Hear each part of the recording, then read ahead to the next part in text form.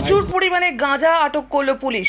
আসানসোল 19 নম্বর জাতীয় সড়কে জামুরিয়া থানার চাঁদা মোড়ে একটি ট্রাকে এই গাঁজা উড়িষ্যা থেকে নিয়ে আসা হচ্ছিল বলে জানতে পেরেছে পুলিশ। ফলের পেটির আড়ালে এই গাঁজা পাচার হচ্ছিল। ঘটনার খবর পেয়ে আসানসোল দুর্গাপুর পুলিশ কমিশনারেটের ডিডি দপ্তরের কর্মী আধিকারিকরা গাড়ি আটক করতেই বেরিয়ে আসে এই গাঁজা। এই ঘটনায় জামুরিয়া থানার পুলিশ গাড়ি চালক সহ দুজনকে আটক করেছে। এই ঘটনার সঙ্গে বড় ধরনের কোনো পাচারকারী চক্র রয়েছে কিনা বা এই ঘটনার সঙ্গে আরও কারা জড়িত তার তদন্ত শুরু করেছে পুলিশ।